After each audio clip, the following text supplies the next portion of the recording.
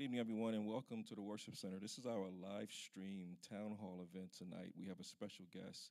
I think tonight we're doing something very unique in the fact that we are actually, there's always been an issue where people talk about, church and state. But I think one of the things that we have to understand is that Jesus gave us a mandate. And part of that mandate is to help the oppressed, to feed the poor, to help the poor. He talked about social injustice. He talks about inequalities. All those things are mentioned in the scriptures. And those are things sometimes that we may shy away from as a church because we believe that they're just strictly political issues. But I think the church does have a responsibility to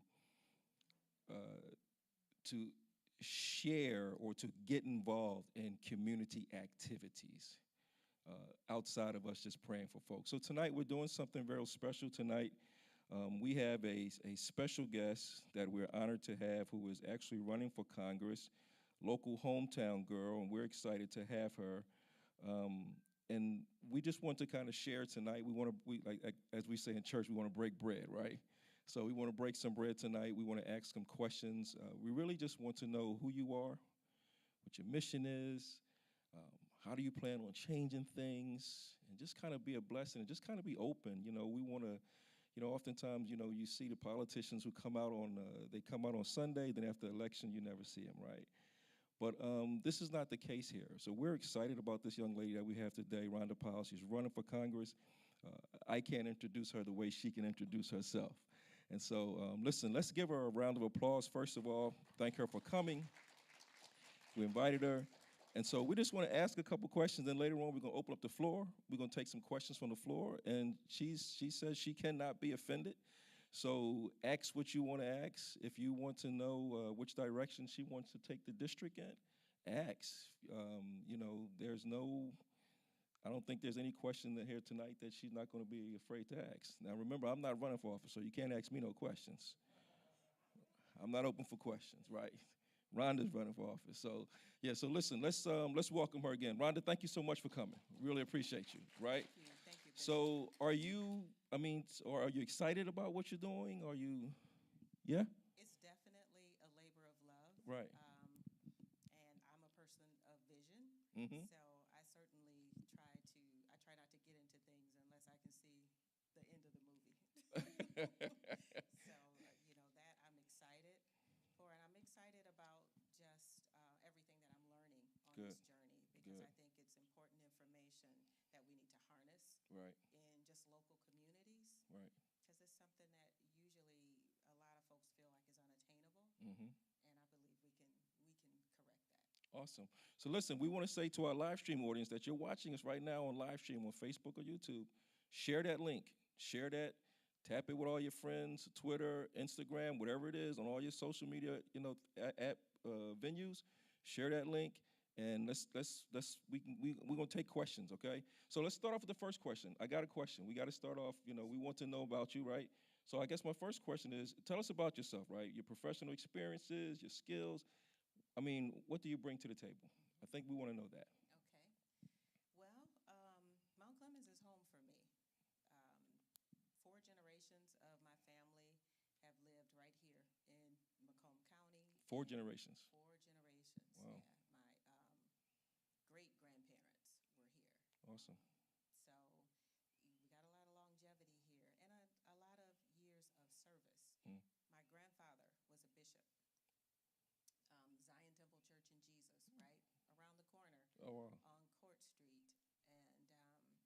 And I had the opportunity, I was one of the younger grandchildren, so I had the opportunity to really follow him around and watch how he dealt with people, right, and really cared for the community, not just the folks that were his parishioners. So it really kind of changed my lens. As I say, he ruined me a long time ago. I fully thought I was going to be, an attorney, and after I was the first female globetrotter. But, I'm still a sports fan. But, service was my default. Wow. So, I was raised up the street, like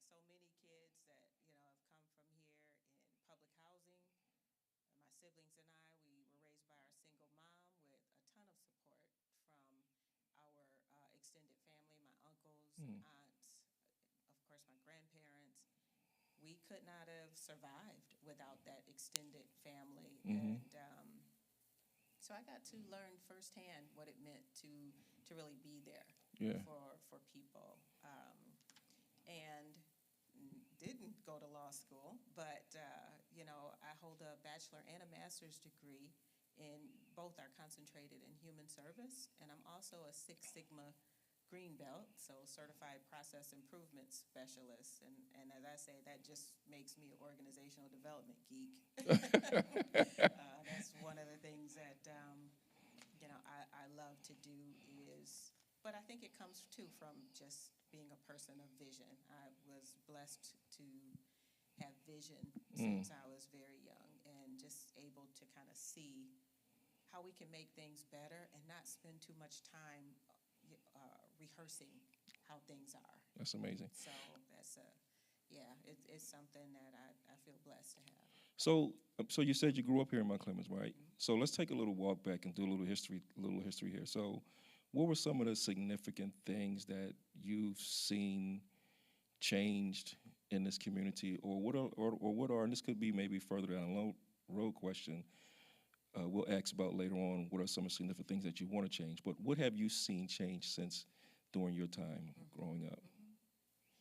Well, I think one of the great things that I've seen is, as a black woman, a black kid growing up, Mount Clemens was always diverse. It was the place where, our schools were diverse. And actually growing up in public housing, the majority of my neighbors, that was 100 years ago. So the majority of my neighbors were white at the time.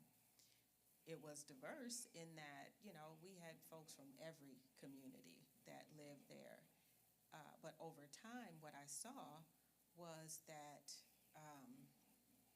the need for that assistance, poverty, was cyclical for some folks and not others. So that was one of the things that really, I just had a keen awareness from the time I was young. I didn't always know how to address it, but that is something that I saw, that we were a community of folks that, we didn't look at each other through a racial lens when I was growing up. Wow. Because we were kind of had a kinship through struggle. Right. And many of the folks that I grew up with, we see each other today. It doesn't matter what side of the political spectrum they may fall on. That's not what we talk about. Right. It's how's your mom doing, and all these things. So that makes me hopeful that there's something other than politics or the division that is so rampant right now that we can kind of latch on to and find some ways to pull back together. Yeah. The other thing that I've seen is just the demographic shift across Macomb. Macomb County, it used to be Sterling Whites. Now, I recently had the opportunity to work with the mayor and the city of Sterling Heights with a friend of mine to help them establish the core foundation of their African American coalition. Wow. So a lot of things have changed. East Point was really one of those trap cities. People that I knew growing up in Detroit, they did not want to cross 8 Mile or be on this side of 8 Mile, especially when it started to get dark. So that has changed. East Point is now Macomb County's majority black city. So the demographic shift in southwestern Macomb, we have so many foreign-born citizens. Just the diversity is amazing. And I've been fortunate to work with organizations that have come together to celebrate that and to educate folks about it so that it's not a barrier. Wow. So let me ask you a question. I want to take a quick pause here because there's something that you said that I think that there is someone watching that really needs to hear some encouragement from you. And one of the things that you said was that you grew up in the low income or neighborhood, right? So what do you say to the person now that's watching you on live stream that you probably never ever see, about that believes that their current geographical location is going to be a hindrance to them moving forward? What do you say to that person? Well, I mean, I think I completely reject the zip code politics. And we chatted a little bit about changing the narrative. Changing the narrative. Because I think we have to reject that prevailing narrative, because that narrative and somebody else's description of who you are and how high you can go, we have to reject that. Right. Because I'm living proof. I was a kid waiting on the Head Start bus to show up, like so many are right now. But I was also blessed to be over the community action agency that ran the Head Start program.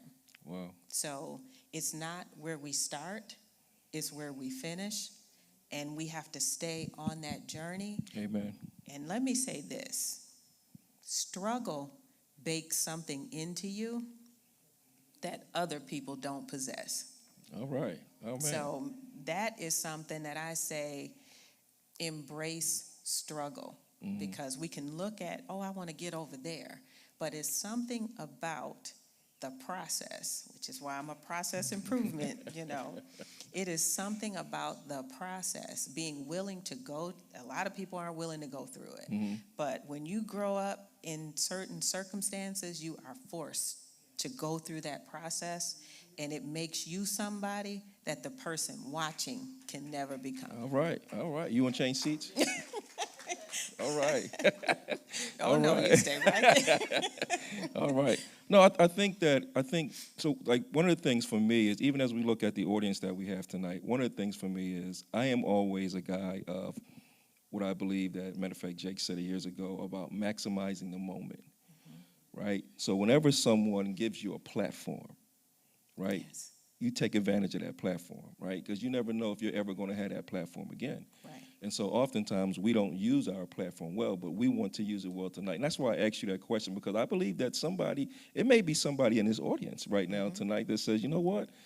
If she can make it, I believe that I can too. So it's an inspiration, right? It's an inspiration. So one thing. So let me ask you this question. So what office are you running for? Let's talk about that a little bit. Tell us about the office that you're running for, and where's the office going to be located at? Okay.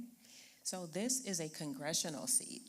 And I will back up and say that every 10 years, when we do the census, the U.S. Census, then we go through a redistricting process. This year, or this time, what was different for the state of Michigan is that an independent redistricting committee was selected. Okay. We voted for that. It was on the ballot. We voted in a Democratic governor and Secretary of State and AG that is focused on people and putting people back at the center. Otherwise, I think what we see every 10 years is a full pendulum swing of the districts for whoever it is that's in power. The districts favor them.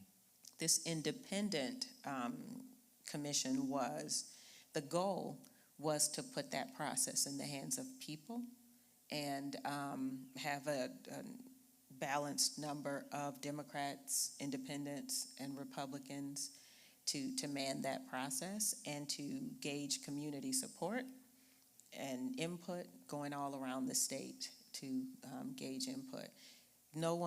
You were never going to be able to please everyone with the outcome, but we ended up with our congressional districts they had different names for it. This particular one was called Chestnut.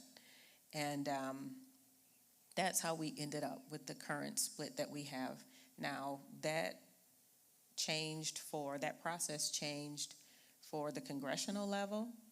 It changed the districts, the state level, and the local level. Okay. So now we are in District 10 for the congressional district. Okay. And a lot of folks, it's important that we get that information out because many people will remember we were in District 9, and most of us, many of us may have voted for Andy Levin in that district, but he was the most recent. He's still the representative until this election occurs. Okay. So it's the 10th congressional district.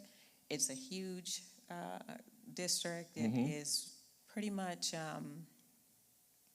every municipality between Hall Road to 8 Mile, Okay. from Lake St. Clair over to DeQuinder. And then it also includes part of Macomb Township, not all of it, but a piece of Macomb, Shelby Township, jumps over into Oakland County, and Rochester Hills is included. Okay, so all those communities are included in 10? Yes. Which will be, okay, all right. It's a total of 16. There are maybe 3 that are not fully engulfed. So let's walk those again, just so somebody's listening, because now what she said was about the change or redistricting. We're going to touch that again about the redistricting. So we want everybody to know that whoever's watching, whatever district if this is your community, hypothetically, Chesterfield, I'm not sure is covered in 10, but it's past Hall Road. Okay, so it's past Hall Road. Okay. So what are those communities again? Can you help us out with those communities? So it's easiest to think of it, every municipality in Macomb County between Hall Road and 8 Mile. Got it. That's the easiest way to look at it. Okay. A part of Macomb Township and Shelby Township is also included. Okay, so y'all got the zone. So wherever you live at, right, this is your individual, right? This is the person that we're going to be, that you should be looking for, okay? So, all right, so that's good. All right, so when we talk about this, though, when we talk about the redistricting, I think we're going to get into this a little later. You want to touch it now? You want to talk about it later? You okay? It's up to you. We can talk about it now. Okay, so I was ignorant to it, right? Be honest with you. So I saw it on TV, and it became a fact to me when I heard about it going on in Texas. It was really big about them doing redistricting, and then I did a little research, right? Not as in depth as you have dealt with it when it comes to the redistricting, and in some cases, this was dangerous, right? In some cases, yes. It actually, in some cases, hear me closely, it actually targeted minority communities and some seniors. So you want to talk about that, or you want to? Yes, I mean, I hesitate to say targeted. I mean, around the country, I think all I can speak to is what the goal was. And the goal was for it not to be political targeting. But if you have, because these were not appointees, and so many of the commissions in the state are political appointees that kind of feel compelled to carry out the wishes of whoever appointed them. Right. But this was not, that selection process was different. So I do think that, especially when you talk to folks in the city of Detroit, out Wayne County, to me, there was some harm done. Now, as I say with fire, what hurts worse, friendly fire or enemy fire? Well, Right. They both hurt. They both hurt, exactly. So to, kind of deliberate over was it intentional or not, I think the fact of the matter is some of the changes were not helpful. Okay. And so is there information now to how do we combat that, though? I mean, how do we, so how do we deal with our seniors, right, who may have been in one district and now that district has been rezoned and now so how do we? We have to get to them. Yeah. We have to get to them and educate. We'll be setting up, we've already been into a few, senior living facilities, going into more. Seniors have a special place in my heart. I was appointed over the Macomb County's senior department. Okay. And also at the state level, I was the deputy director for the state's Office of Services to the Aging, the new acronym now. But It's important because the measure of any society, to me, is how you treat your children and your seniors. Amen. I think we get an F in this. Wow. You know, we can't keep our children safe in school, Mm-hmm. and we can't even allow our seniors to retire with dignity. So to me, that's an area where we need to be accountable, especially to the folks who have already labored and earned the right to retire with dignity. Yeah. So service is something you've been just kind of been tied into. I mean, it's your life, huh? Yes. It's your bloodline. Yeah. Yeah. It is. And, you know, my grandfather, I remember when Martha T. Berry, it was, it was awful back then. It looked so scary. And but, my sister and I, we would go to Martha T. Berry and with him because he was going to visit seniors there. Mm-hmm. People that, a lot of folks had just thrown away. And Martha T. Berry is for really indigent seniors, ones that really don't have the means to retire and go to an assisted living facility or age in place. So he would go there. We went with him. Someone was laid off. We went to the store, dropped off bags of food. These weren't things you talked about. Mm-hmm. They were actions that you took. Wow.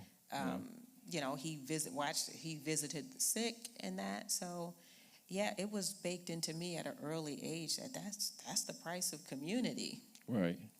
Is actually checking on each other, making a difference to me when you're not okay. Right. So is that something? I mean, is that something that you think that has gotten better, has gotten worse? Is it something that we need to change? I mean, what are your thoughts?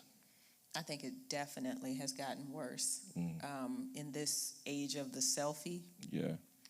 I think selfie has a much broader meaning for me. It has become more than a snapshot, but a way of living. Mm-hmm. And we occupy this space together. And I think that the social isolation so many of us faced as we tried to weather the COVID storm, that has a lot to do with it. I think that kind of made things worse. Mm-hmm.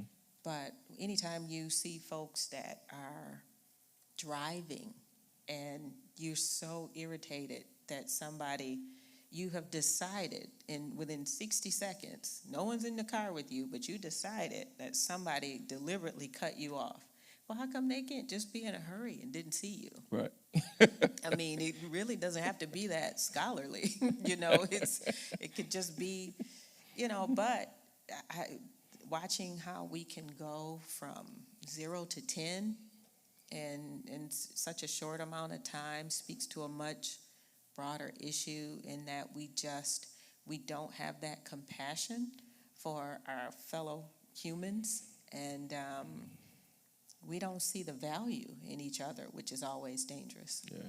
So we are truly the microwave community, right? So hurry up and get there. I got to have it now. I can't wait. I'm irritable. So, wow. So who's in the seat? Let's talk about the person. Is there someone currently in the seat that you're running for? This is an open seat. It's an open seat. So who was in the seat? So Andy Levin. Okay. Occupies that space technically until this election occurs. Okay. Even though, because where he lives, his home district fell outside of that, he's running in the 11th. That's the neighboring district. So this seat is open. So now he's running in the 11th. Yes. Was that because of the district change? Yes. Mm-hmm. When the new lines were drawn, his home base basically fell outside of this district. Wow, so that rezoning did have a lot to it had a huge impact. It did. Wow, huge impact. Okay, so you're in Congress. Let's say, for instance, so what is it that you want to change when you get to Congress? What is that you want to do? What are you going to change?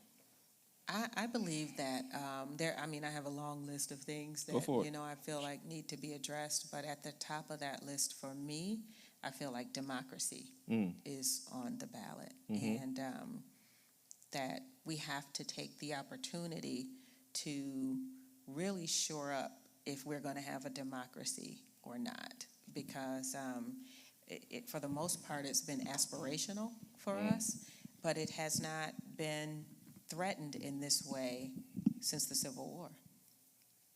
So for those of us who are kind of history buffs, watching just watching how things are aligning, we're at a scary time because we really have seen this movie before, and we need to move with strategy and be very deliberate about not making the same mistakes that we made before. Yeah. So would you agree then that we need to relook, I guess, or pay a little bit more attention to the people that we elect? Absolutely. Right? Absolutely. I talk about often,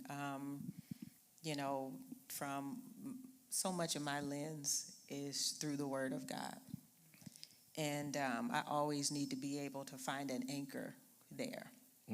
So I look at, in Matthew, I think it's 27, where the governor gave the people the power to say, which one of these men do you want? Who represents you? Right. Who is it that you want to save? It's up to you. I'll do whatever you say. Right. And they said, give us Barabbas. Wow. So for me, I hold on to that because we're talking about God. He made that, he changed that around for our good. Right. Doesn't change the fact that the people said, give us Barabbas. Right. And I feel like that's where we are. Yeah. That, and if we're honest, some of us have pulled a lever for Barabbas in the past, whether we knew it at the time or not. But, that is why we have to have our eyes open. In this time, it's so important that we hold accountable. We have to be willing to hold folks accountable. And more than anything, I think we learned with President Obama, we have to ask for something. We have to have an agenda. It's not, we don't have years to just kind of ooh and ah at the TV, and before you know it, the next election goes right by and we're still patting ourselves on the back. Yeah, I agree. Because folks are strategizing while we're celebrating. So we have to take the long view. What is it that we need to put in place for our children? What is it that we want to be able to achieve or accomplish in 20 years? Right. Because to me, if Republicans get credit for anything, it is playing the long game. Yeah. Because some of what we're seeing come to fruition right now, some of these seeds were planted years with ago. Nixon, Absolutely. Reagan. Absolutely. And now here we are. And with Democrats, we have a different issue, I think. I think we have to start by holding Democrats accountable, because you're the ones that come to our churches. And if you have to go to the phone book to find out where the churches are, to find out. That's a shame, right? Yes. Yeah. Yes. It's a bad testimony. But the message is not to them, it's to us. Yeah. Because if you didn't serve before, there aren't too many churches that aren't serving in the community. Right. So I should have already ran into you. Right. So, but there is such a, I would agree, like my wife and I, we talk about this all the time, there is such a huge divide right now. And to me, just from the side of the table that I sit on, right, the divide seems to be widening. It just seems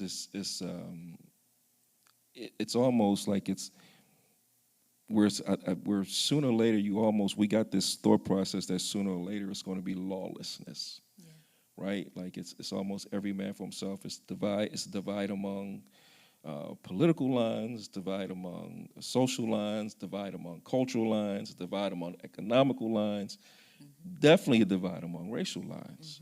And so, I mean, you're going to face some of these challenges, right? And so, I guess my question to you is, and you probably can't give me a concrete solution tonight, and just say, well, here's what I'm going to do because I know this is going to work, right? I guess my question to you is, do you plan on having some things on your table to help unite, to help bring together? And if you have some things, can you share one of those things with us? Sure. For me, I am committed to coalition building. Okay. Again, I'm a bit of a history buff, and nothing has been accomplished positively in this country without a multiracial coalition of folks that have worked together to move the needle. I remind people, Dr. King wasn't assassinated because of the civil rights legislation. This is true. He was assassinated because of the Poor People's Campaign, because he started to pull together black, brown, poor, white folks. Seeing the folks come together is where the fear came from that took him out. So it means we have to be aware of that, and, we have to go with our eyes open. But for me, building that multiracial coalition is key, because in the same way that racism is unsustainable for white folks, if there was a majority of black folks, it would still be unsustainable.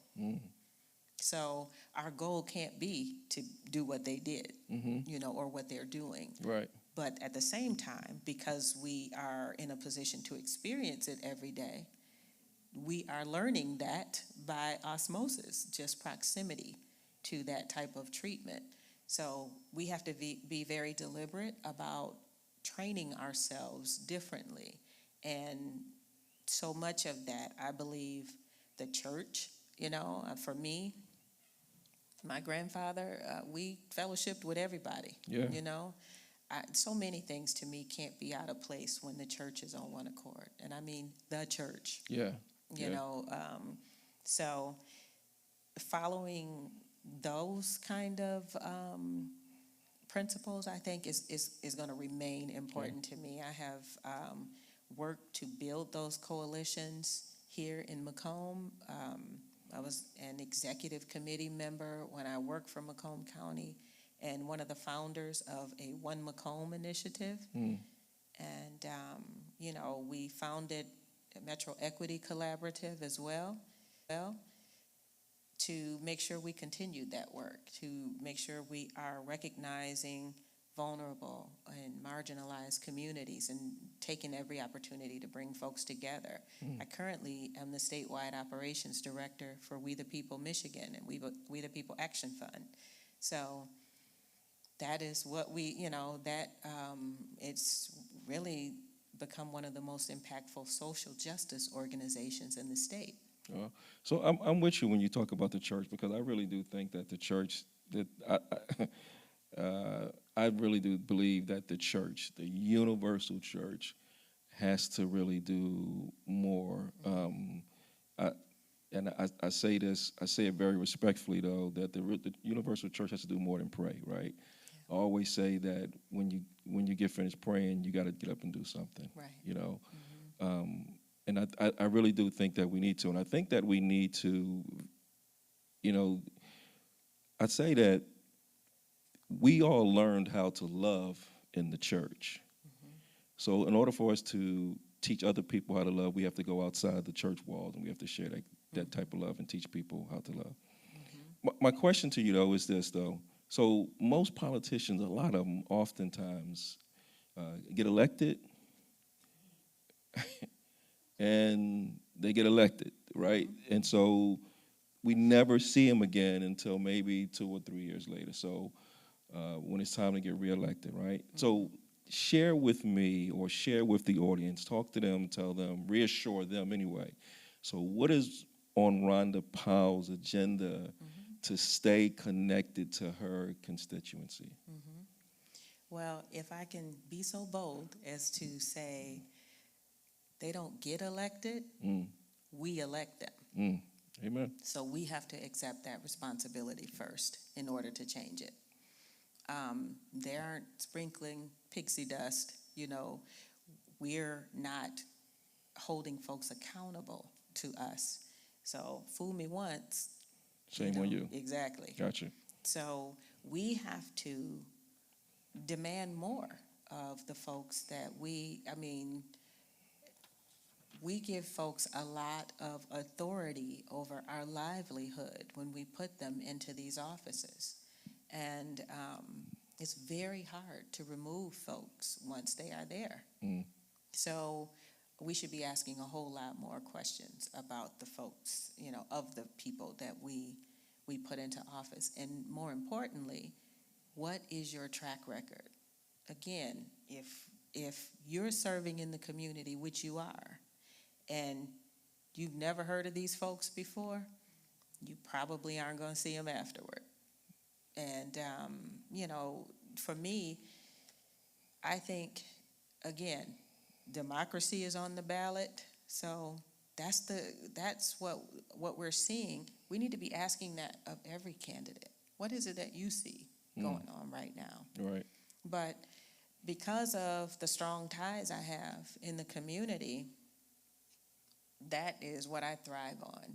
It's very difficult to be in D.C., which is where I would have to spend half of my time and still be here. So part of my time would be here. But I have to be able to depend on and build upon the strong coalitions and community base that I have here, because it's important to me to keep my finger on the pulse of what's going on in District 10, because when you don't do that, then you're making decisions for yourself. Right. You know, you're not making decisions based on what the feedback is from the community. Right. And the minute you're disconnected, that's when, you know, as my grandfather said, now you have I-itis. Right. You, right? Yes. So let me ask, so voting is crucial, Yes. right? It's something that I believe that in a lot of instances we have taken lightly, right?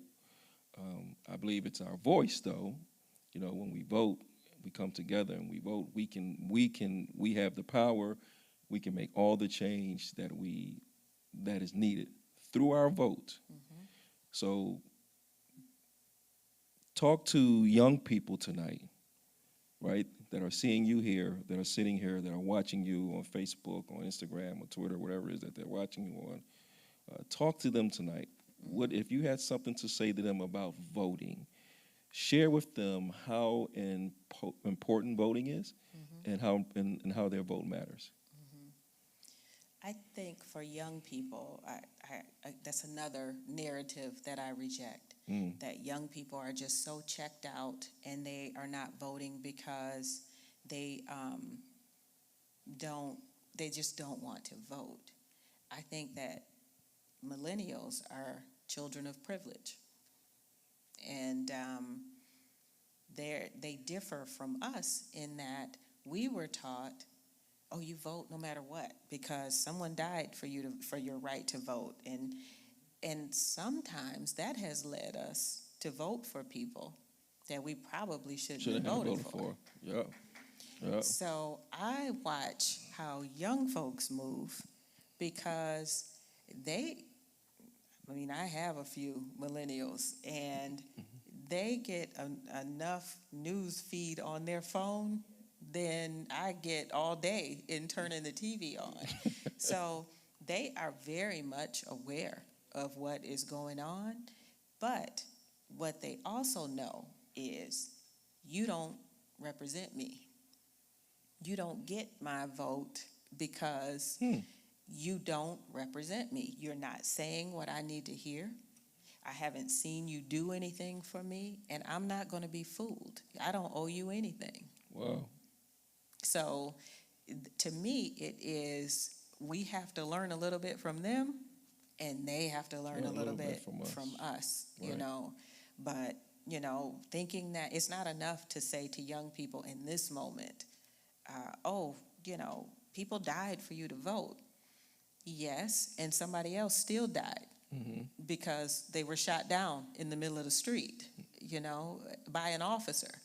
So these folks are smart, and I think we have to respect that they have grown up, and their world is already global, where some of us are just being pulled into into that space. So I really do have a respect for young people, and you know, for years I've spoken to young folks, and you do not have to wait to lead. I think we have to stop telling them to wait their turn, because it, you know, that's how we ended up with a 40-year gap after Dr. King passed. Right. Because people waiting their turn, and then nobody was groomed, you know, nobody was next up.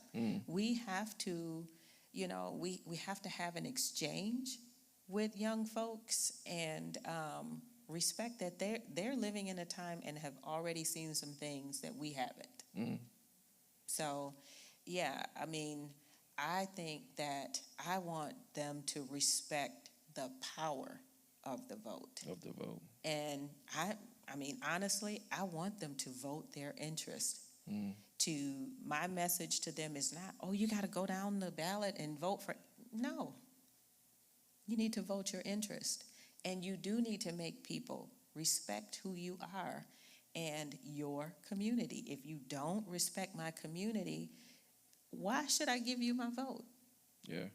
Because, you know, as laws become policies enacted, and then they get to federal laws, and then they get to the state level, the state adds their 2 cents, and then it comes to the local level, they add their 2 cents, and by the time it gets there, because it's been enacted without that end user in mind, if you will, then now folks like me and my teams have to try and help folks navigate through the challenges of these bad policies.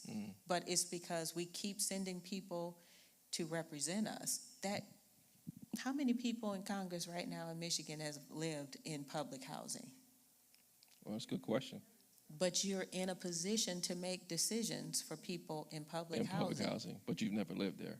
How many have ever had to go to, you know, a food pantry, or, you know? But you're making decisions for somebody. But you're making decisions. And my message to folks, even when you look at subsidized housing and that, or senior subsidized housing, low-income communities, why are they always the last ones engaged in the political process, even though they are the ones that bear the impact more than anyone? Wow. Those are things that are strategic, and Democrats as well as Republicans count on us not to show up. That's good. So let me ask you, so if we lined all the candidates up on the stage, right? What clearly sets you apart, right? And we have to ask the real question, why should they vote for you? Well, for me, I am the person whose vote I want. All right. I am of, for, and by the community, you know. You know, I want folks to look at my track record and see the work that I've done, to actually look and see this has been my life's work, advocating for marginalized and vulnerable folks, making sure that, you know, don't take my word for it. Look at my track record. We single-handedly created a family resource center in Macomb County to try and bring resources into one place that folks had to go all over to get. Created the,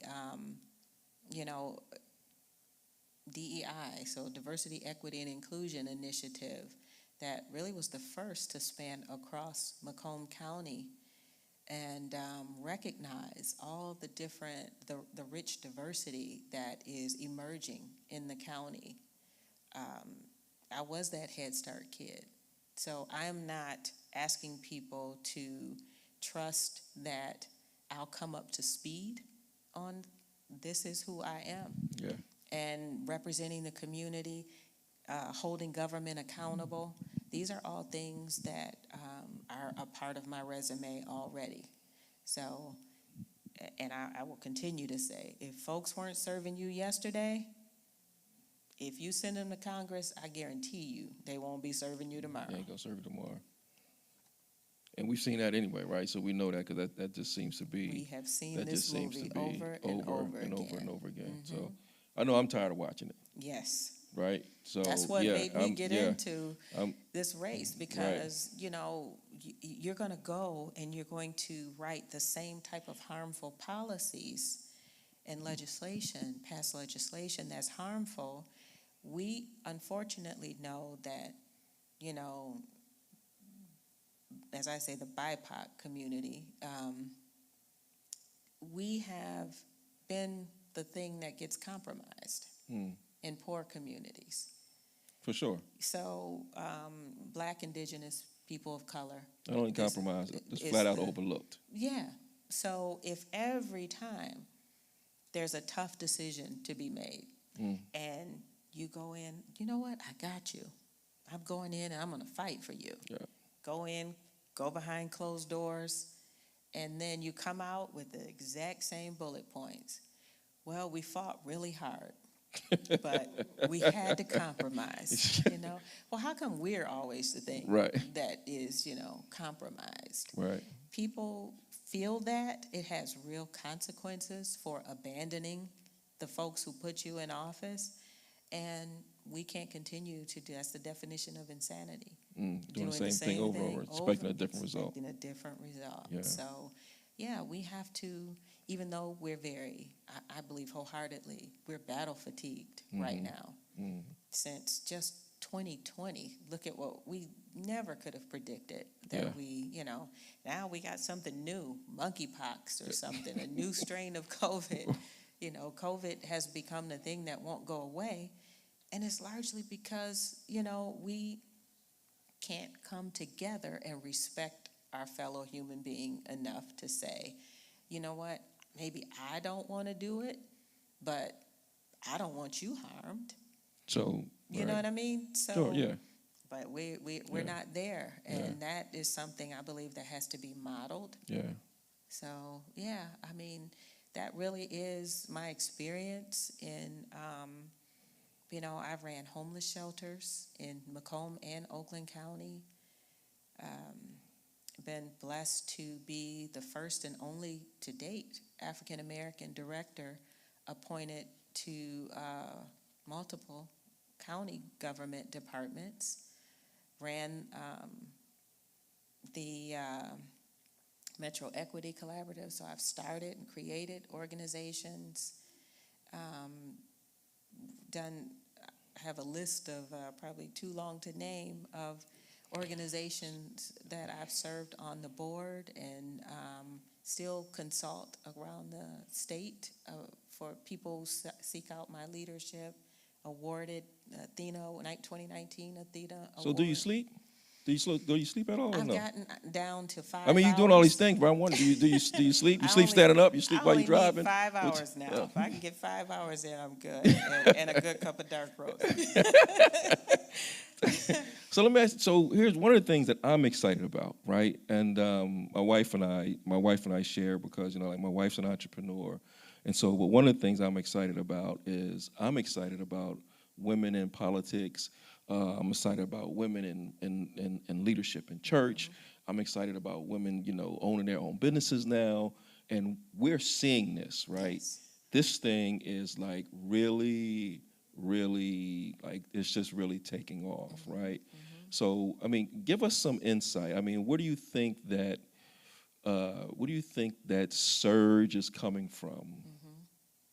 I think people are sick and tired of being sick and tired. Yeah. Because, like Fannie Lou Hamer said, I know what I'm going to get from you. And everybody, it just infuriates me when I hear people say, oh, they don't want to work. No, they don't want to work for you. Let me be specific. Because they know what you have to offer. Right. That you're going to, you're not going to offer them full time. We saw some things after the Affordable Care Act was passed. Sure.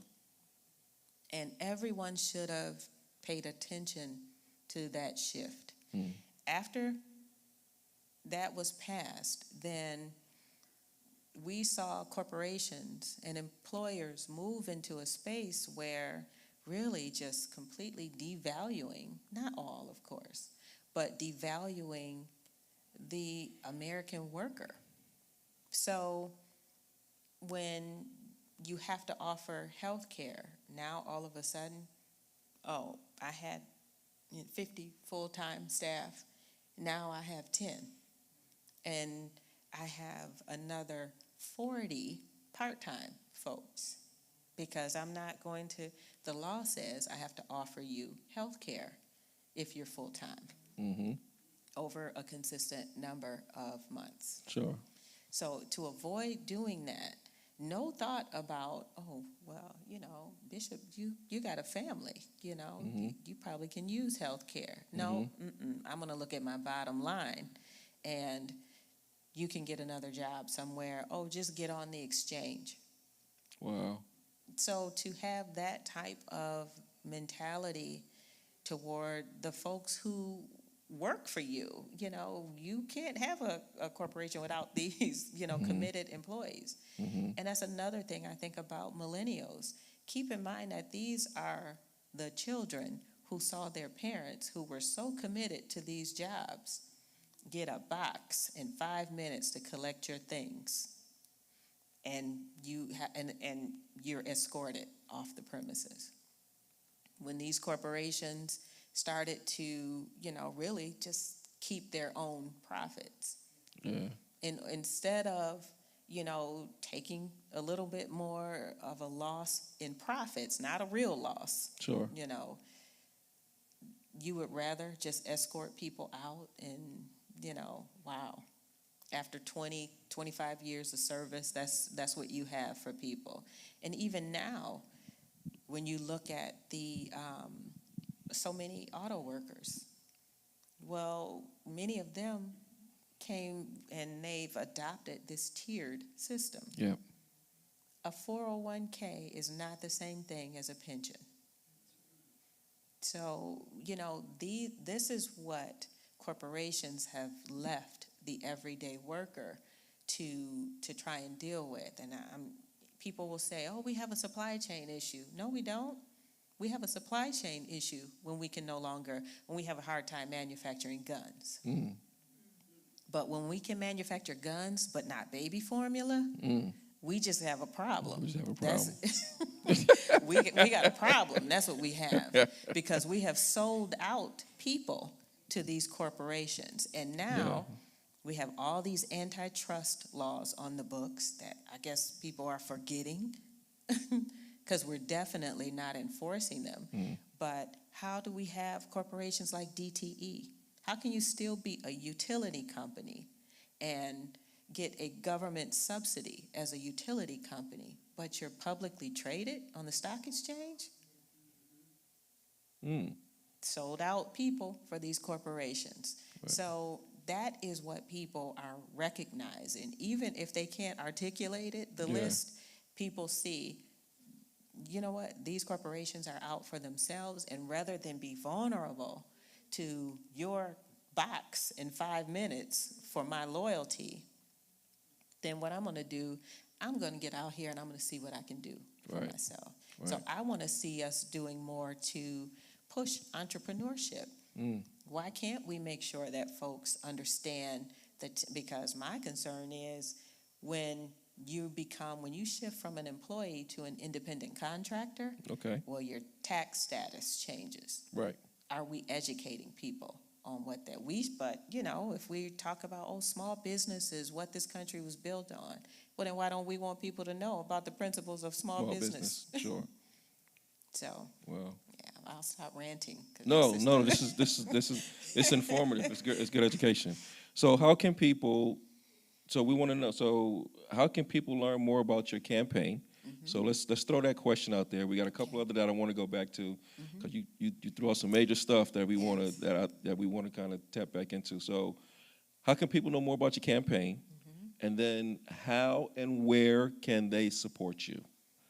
Okay, so RhondaPowellForCongress.com Okay. is the website.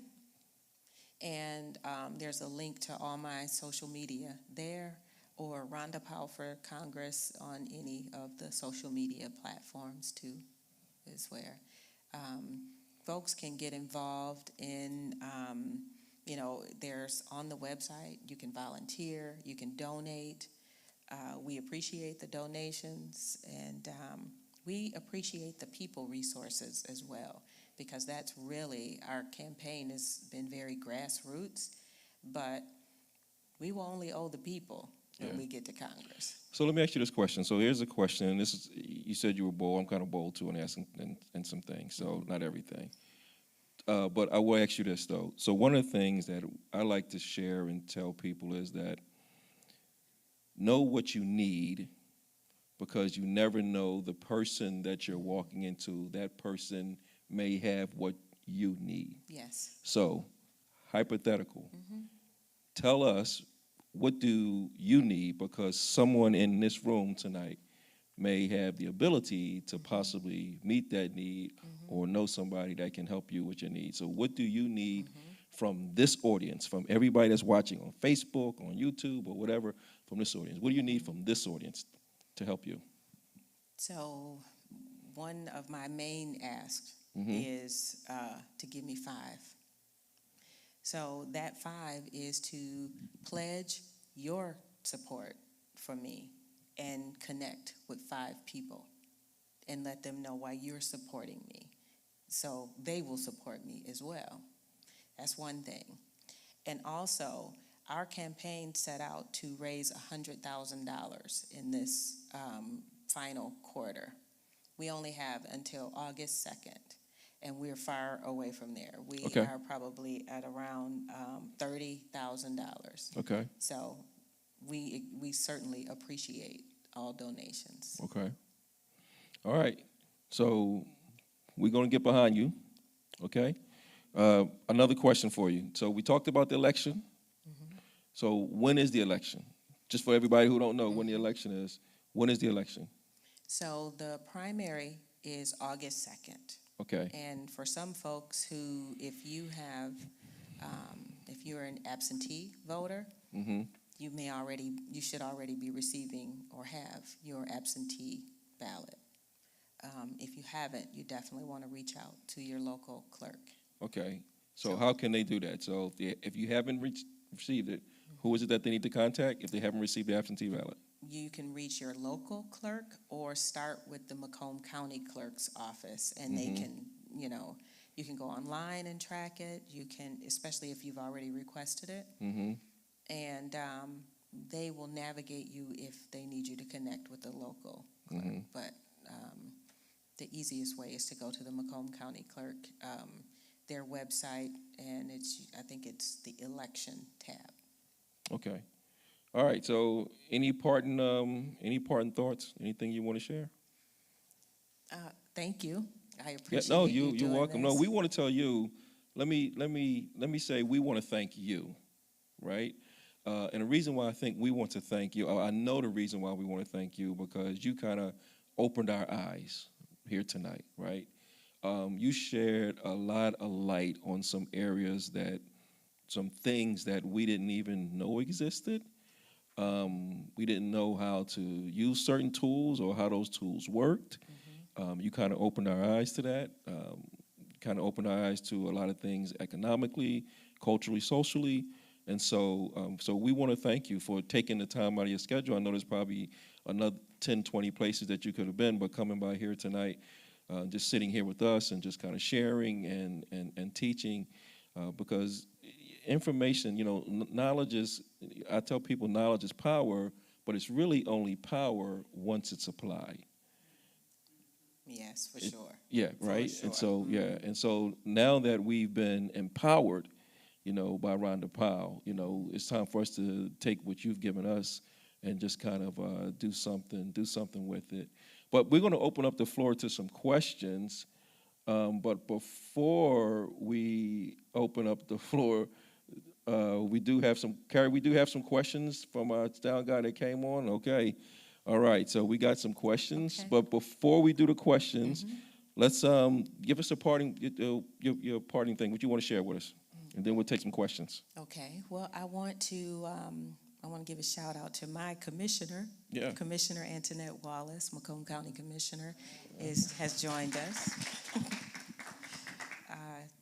We are sisters in this struggle, so I appreciate the work she's doing, and please go to her website as well, votewallace.org, and follow her and support her, because she is definitely trying to make a difference for us at the county level, and accountability is needed at the county level. Okay. So, all right. yes. So we're going to take some questions from, if you're here in the audience and you want to come up and ask a question, the microphone is on. You just kind of come up and talk to the microphone, address your question to Rhonda. She's, like she said, she can't be offended, so she's unheard it all. I'm unoffendable. Trust she's me. unoffendable. People have tried. But we do have one question that came in on social media. Carrie has posted it on a board for us to see, and I'll read the question for you, and it says, what is your thoughts on the economy, the gun laws, and Roe versus Wade? Well, I touched on a little bit of my thoughts on the economy. I believe that because that's 3 questions, so let me take one at a time. But the economy, I see things through a bit of a different lens, and I start by rejecting the prevailing narrative.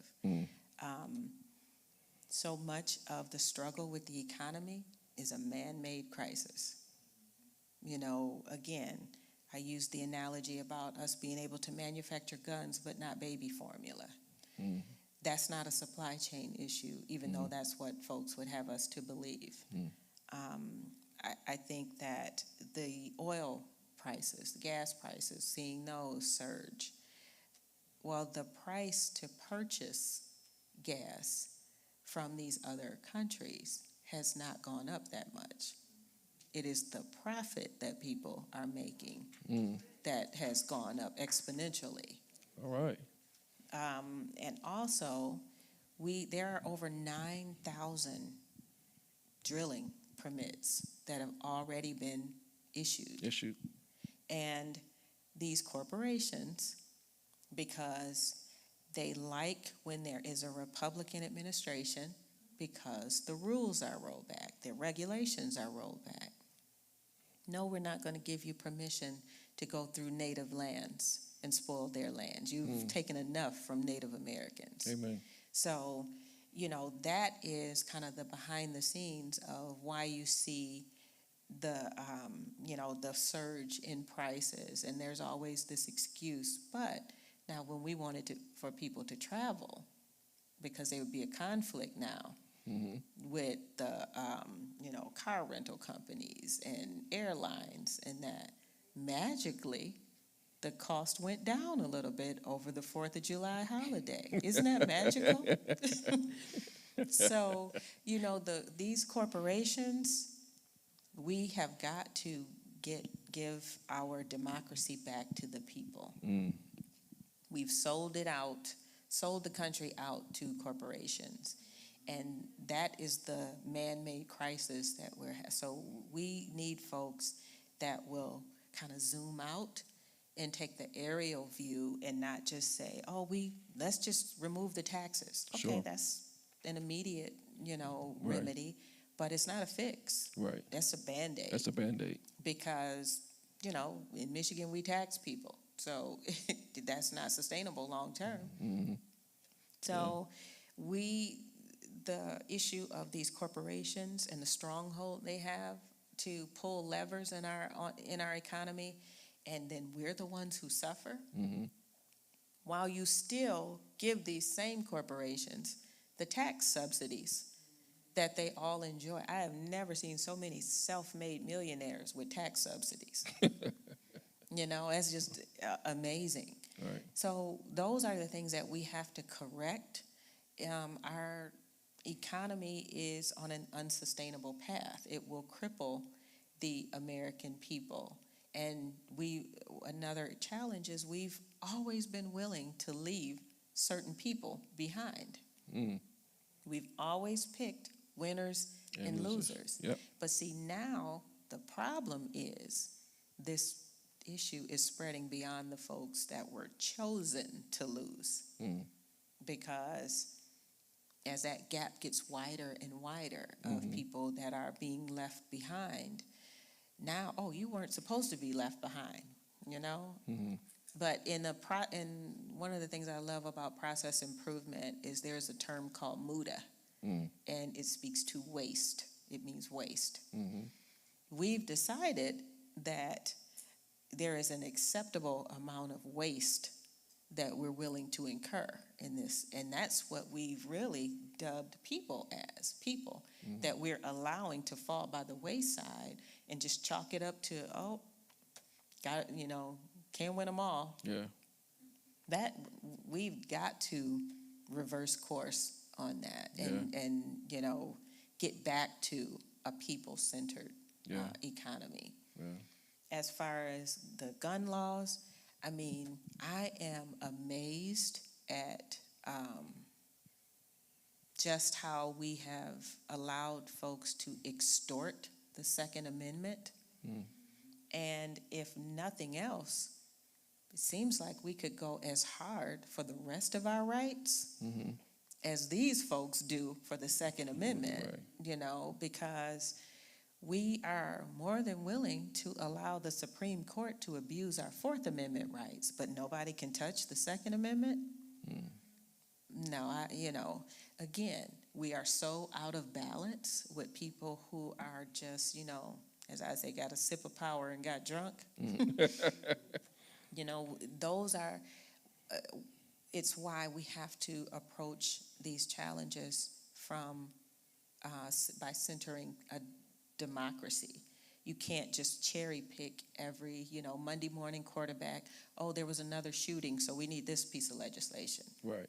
And then you have folks that don't have the depth to understand, well, there's some laws that are on the books already that we should be enforcing instead of maybe just writing a new one. Maybe we need to look at what's there already, build upon that. And there are some of those efforts. Yes. There are the John Lewis Voting Rights Act. Those are laws that, would strengthen the Voting Rights Act and that. But, the issue with guns, if folks just need to have these guns, you know what? Ammunition should cost $1 million a box. You can have all the guns you want, but you can't afford the ammo. We can do much better than constantly attacking. Oh, well, guns, we got to stop No. Force folks to have, can you drive your car legally without insurance?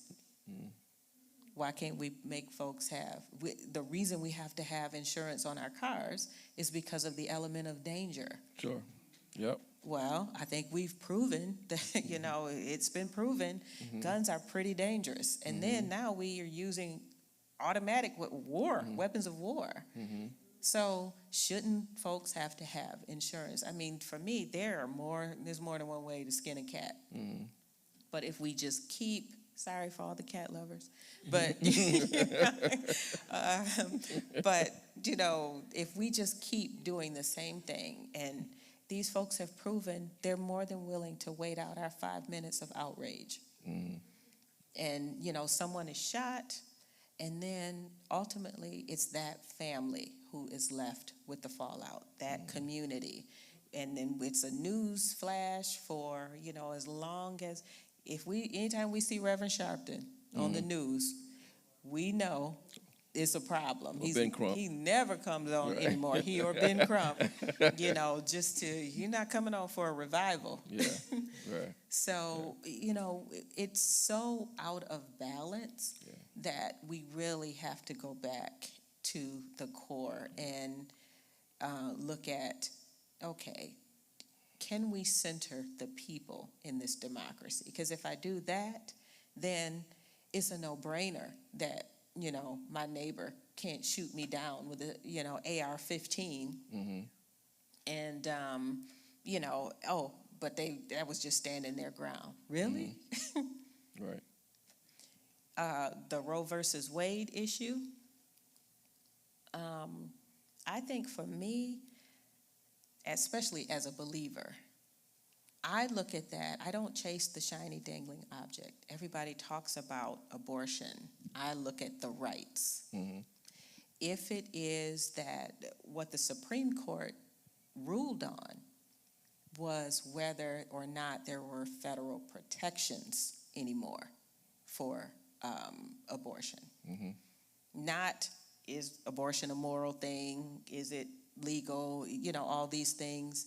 That's not what the decision was based on. And my preference, and I'll say we live in a society where people do some horrible things. I know of issues where a 13-year-old was impregnated by her 17-year-old brother. The mom, she's too young to make the decision. So now a mom has to make a decision on whether or not her child should give birth, first of all, at 13. And, you know, to me, I wouldn't want to be in the decision, nor should I be, especially not as someone in Congress.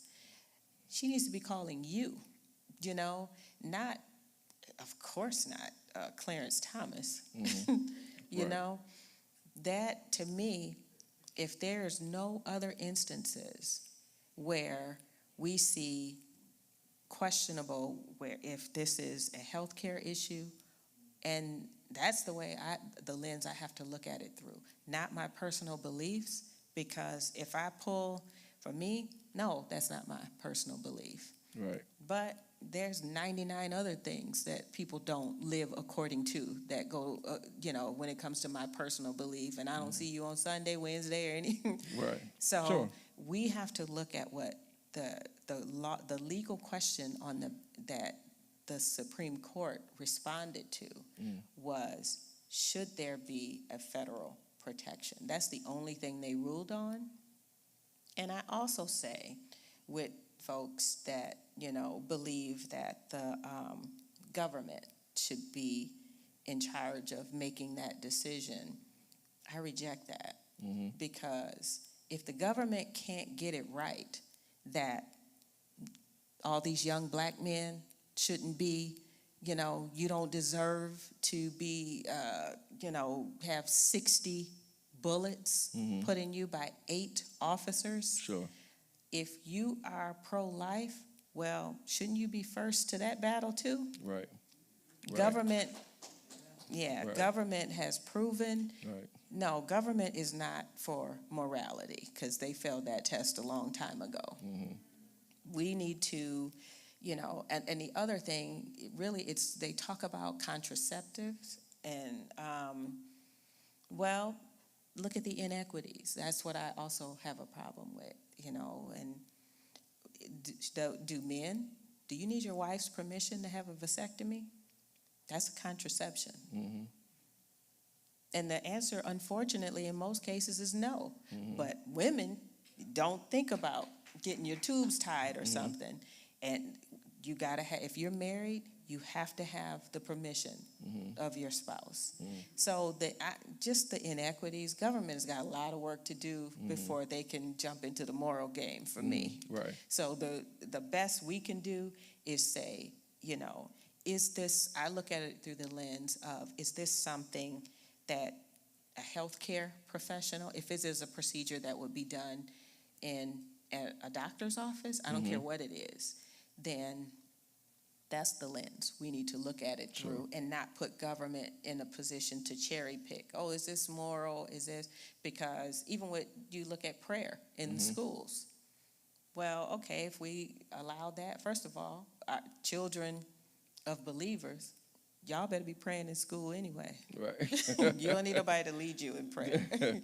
And then, but, you know, because of how our society is, if that's, okay, if we allow government to make that decision, are we okay if Muslims are making, you know, someone that believes, is a Hindu believer, are they the ones that we're praying? Then we got another clash. Sure. Government needs to stay out of that, because we got a lot of work to do before we can get in the moral game. Yeah. Amen. Amen. Carrie, you would have another question? So, okay, here's another question. So, thank you. Great answers. Good answers.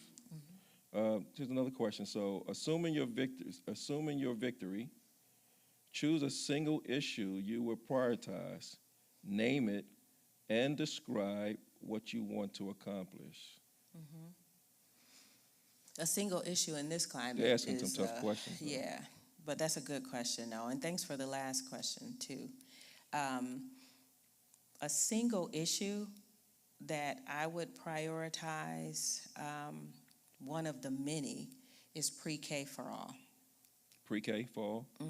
Okay. Because, again, I was that Head Start kid, and I don't think that children should be educated based on economics, you know, based on their family's bottom line, or as I say, the zip code politics, what zip code you live in. And I think all children, if we do nothing else, we start our next generation off on equal footing. And that is the best way to do it. We know there are so many statistics that bear that out. And how would I address it? Boy, there's a bunch of corporations whose subsidies you would take? Yep, to pay for our kids in the next, absolutely, in a heartbeat. So, yeah, I know I'm not going to get y'all support, but I don't need it. Right. Y'all can't vote anyway.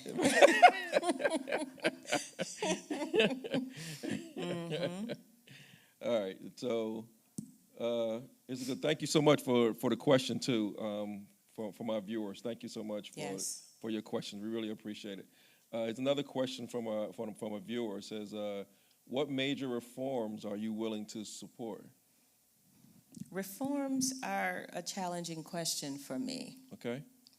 Because some of the main things that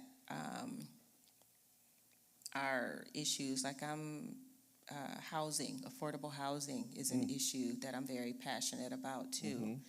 But the reason why I say reforms is a challenge is because I don't think we can reform systems that need to be dismantled. And you cannot reform systems of oppression. So when we look at it, I think there are so many things we need to look at it through that lens, not to suggest for a second that that's easy, but I think too often we're looking for the easy thing. Sure. And if, we need to go to Congress with a lens on what's difficult and how do we tackle that together, because when you do take the easy route, it's easy for people to say, oh no, that change, right? No, I don't want to do that. I'm not helping you do that. Right. But now when you're talking about systemic changes, I'll go back to the example of affordable housing. If people that live in subsidized housing do everything we ask them to do, they still will lose because of rules that are on the books, laws that are in place. So it seems like a no-brainer that if I live in subsidized housing and I go to school, get an education, or I become an entrepreneur, and the next day, I've done everything. Now I just landed $70,000 a year. Well, I've had a few pretty good jobs. Never once have I gotten all that money the next day when I, sign my employment paperwork. Right. But that's the way we treat folks in subsidized housing. So you have to report it immediately, and that day that you report, pretty much, you are responsible for the market rate rent. That day, even though you haven't gotten the money yet. Haven't gotten a dime yet. You're responsible that moment right there. Yes. Even though yesterday I was receiving a child care subsidy and, I qualified for this. I was working part-time in that. Now, you've just doomed me to failure because you took what should be an awesome thing and, now I got to start with a broken Achilles. So I'm limping to start the race, Sure. That's what I'm saying, that there are so many examples like that are just, it's ridiculous how we treat folks that need help. So we really need to do just an audit of those kind of policies and the things that hold people in place, because we know that poverty is not cyclical for everyone. So for the folks who it is cyclical for, why? Yeah. So I got a question. So we're going to probably take some questions here from the audience, but when you were just talking about sickness just now. So mental illness, right? So when you talk about mental illness, I guess now it's huge. Let's just say it that way, yes. Right? So now it's huge, and we're seeing it in gun violence, right? So matter of fact, we're seeing more cases of people with mental illness, with guns, hurting people than we are people who are capable of, qualified of handling weapons. How do you attack that? What do you think? What are your thoughts? So what is there something we can do? What can we do to try to get help to these people? Is it I don't know. So I guess tell us, what are your thoughts on it? Well, I think that we need to go back to health care first. Who decided that mental health needed to be separate from our physical health? Is our head not attached to our body? Again, somebody else thought this was a great idea, and it really just started from, healthcare in general in this country was started as more of an incentive for employers than it was. It was a perk when employers didn't have all this other, it was a way to offset that, more of an incentive, and the better employers could offer health care. So it was a way to set themselves apart. And really, we've kind of stayed along that trajectory, that it's a privilege to have health care. And we know that health care and mental health need to be together. It's impossible to have any behavioral health challenges that don't affect you physically. Sure. So I think, number one, we need to right that wrong and, mandate that it's one. Your health care shouldn't have to have a special carve-out in order for you to afford mental health care. That's where the stigma also came from. Okay. And that would do great things to remove the stigma that this is a separate thing outside of your normal health care services. Okay. I also think that with respect to the violence that we're seeing, I think it is a cultural issue, because there's a statistic that I used to share when I worked with seniors. Social isolation for seniors is the equivalent of smoking a pack of cigarettes a day.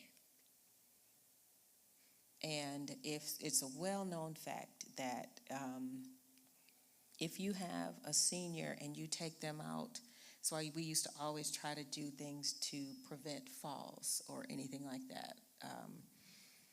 Because once you have to take a senior out of their environment and put them like in a hospital or rehabilitation, take them out of their normal element, that feeling of isolation is detrimental in many cases, and we see them decline. In so many ways, I think we've experienced a lot of the same things with the social isolation that occurred as a result of COVID-19, especially in so many communities, watching the loss. In many ways, we're just walking wounds. This is not how we mourn people. We come together, we take food to, your house. It is family comes over, consoles you, but being deprived of that, I don't think we fully understood the ramifications of that. Yeah. Look how long the funeral homes were so backed up that, it's unheard of certainly for Black folks to, take a month to bury someone and not be able to come together and all of that. So I think that's part of it. But I also think that in this age of, as my grandfather would say, itis, that we don't realize that it pulls us out of who we are as people. We have a natural need to connect to people. Absolutely. And so much has been in direct opposition to that, and we haven't been allowed to do that. Kids in schools, and so I think isolation, that we really need to look more into what isolation is. And then again, the corporations, these social media, when do we really have good regulation around social media? Goodness, they planned the attack on January 6th on Twitter. So some of it, if we can just say no to a few profits, I think we can reel some things back in. Amen. Because it's just so out of control right now, and folks are just feeling that constant bombardment from every side, and things we really haven't had to deal with. So kind of making it up as we go. Yeah. I really do think that there is a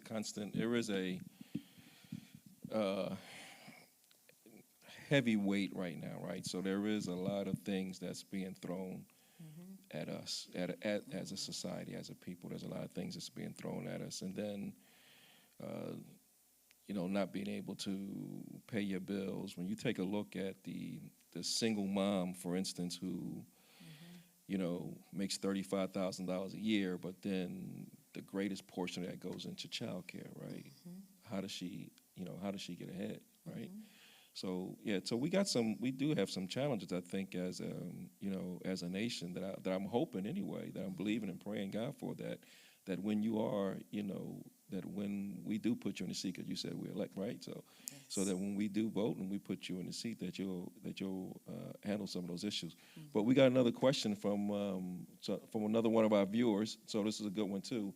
So healthcare systems, and I guess this one is about healthcare systems. What's your thought about Obamacare? Well, I think it was not even what President Obama wanted. It didn't encompass everything, but it was an awesome first step. It gives us a platform to build off of, but I'm a proponent for Medicare for all. These insurance companies, looking at the profits that they incurred in 2020 at the height of COVID, in that if I had even considered that maybe we needed to have public-private options, that went away during that time. Because at really America's most vulnerable time, you were willing to make a profit. So you can't be trusted with our health care as far as I'm concerned. Sure. So I think we need a system of Medicare for all. And that, to me, like President Obama said, once it's working, they won't call it Obamacare anymore. Right. And that is the case, that, each state, they have their own name. Like here, it's Healthy Michigan and that. But that's just one more of the systems that we fell short of what we could have accomplished because we needed corporations to make a profit and donate to campaigns. Right. And that's the bottom line. We just have to be completely transparent about that, that they have the lobbies. Where's the poor folks lobby? Where's the everyday working people's lobbyists? They don't exist. Yeah. So that's why I want to go to Congress, because, every day I want them to hear the story of one everyday average person that is struggling to do what they need to do, and how you stand in direct opposition to that. Wow, that's amazing. That's good stuff. That's amazing. Carrie, do we have any more questions? That's it? So do we have anything from the audience? We have some people from the audience that want to come on up. Just come right to the microphone. And I think the mic is on. You can come up and you can ask Rhonda a question. With what has happened with the last election, where a lot of people have voted, majority was absentee ballots, where they want to make these new laws against it, and where it's getting to the point where it's just the electoral College. that puts these politicians in office, but yet we the people are the ones, our votes should be the main. It shouldn't be the electoral. It should be the people, because we go out every November 4th, bust our butts to vote for somebody who should be in office or shouldn't, but yet our votes don't really matter. What's your opinion on that changing?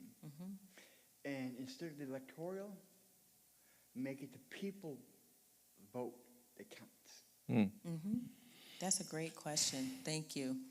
I am a huge proponent of doing away with the Electoral College, period. It is a vestige, it's a holdover from slavery. And, I could bore you with the history about why it was ever even instituted, but people, and that goes back to what I said about centering democracy. In a democracy, the majority rules. It's just not even that complicated. But knowing that the demographics in the country were changing, that, black folks were going to get the right to vote. And a lot of people don't know, but poor white folks they couldn't vote either. If you were poor and white and were not a landowner, you couldn't vote either. So, we, again, reject the narrative because it points at, one group. But no, there's no such thing as a little bit of racism, a little bit of discrimination. I guarantee you that it's more folks being marginalized and discriminated against than you think. Case in point, if you have an employer that, discriminates in their hiring practices, check and see if they have handicap accessible entrances. I say discrimination and racism is like allowing one roach in your house, if I can use my public housing degree. But roaches germinate within themselves. They don't need a mate. So that is, to me, what racism is like. You think you are, oh, we're only discriminating against this group. So it never works out that way. Never works out that way. So, you know, anytime folks are trying to point you in one direction and, oh, this is, no, let me check your whole resume. Yeah. So I am 100% in favor of doing away with the Electoral College and moving us toward a real democracy. Those are the type of things that prevent us from being a true democracy. Amen. Good answer. Any other questions? Come up to the mic. Yep, if you don't mind.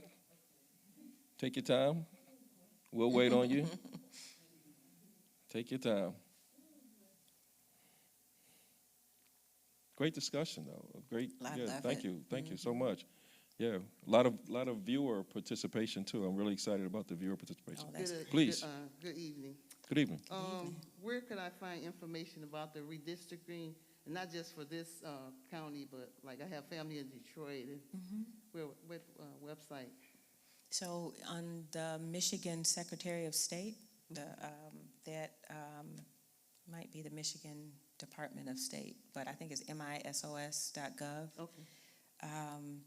If you go on there, it says there's a tab about redistricting, or you can just Google Michigan redistricting. Okay.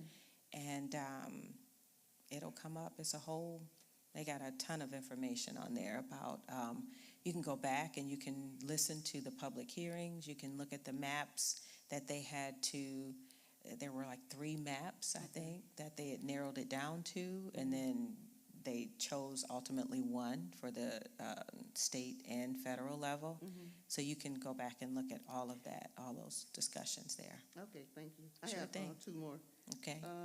You got 2 more questions? Well, yeah. Go ahead. You One guys is start a your question. question. We just joke. We Well, just my joking. friend looking for a building for a women's shelter. Do you have a list or something where she lives in, I think, Chesterfield? Do you have a list or something that she can go to? For shelters? A building. She wants to start a shelter. Oh. Oh, I would start with the Macomb Homeless Coalition, Okay. because it's good to start with kind of, they can help with what is there already, Okay. so that you start with where the need is and where the greatest needs are. But I would also look at each municipality, their tax abatement properties is also, Commissioner Wallace is a great resource as well. She's also my realtor, so she can find a needle in the haystack property. So definitely, connecting with a real estate agent or broker to help identify the right property. Right. And once you do identify that, you also want to look at the local ordinances. Okay.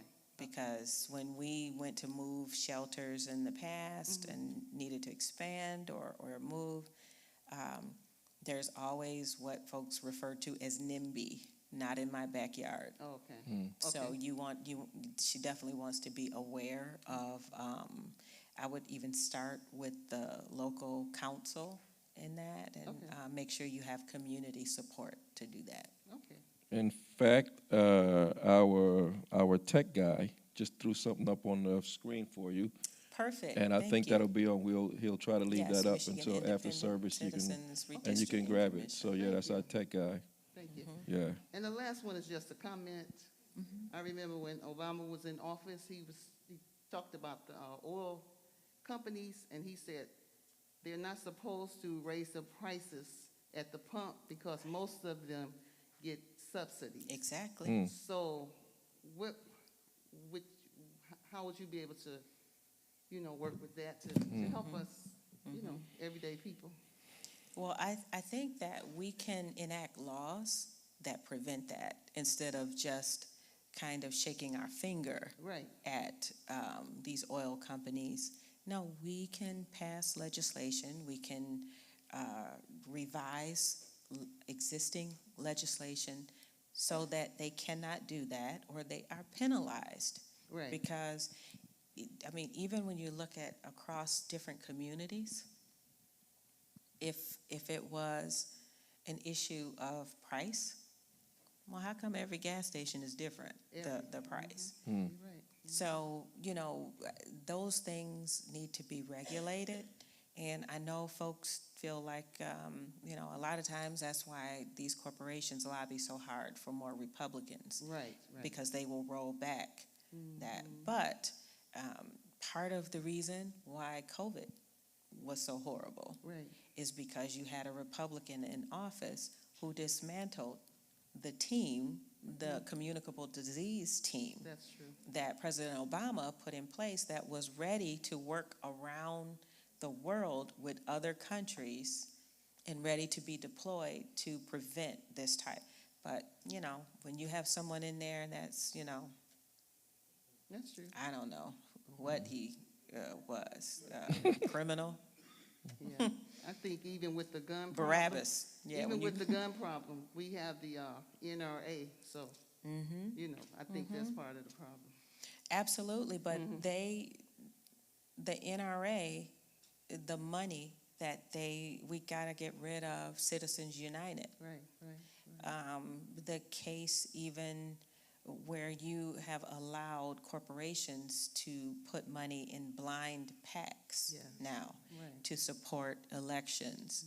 That also, you can tell from one candidate to the next the number of TV commercials you see and all of that. Who has the money? Who has the biggest signs and all these things that really these folks are just trying to buy elections, but it is Citizens United that allowed that to happen, and other,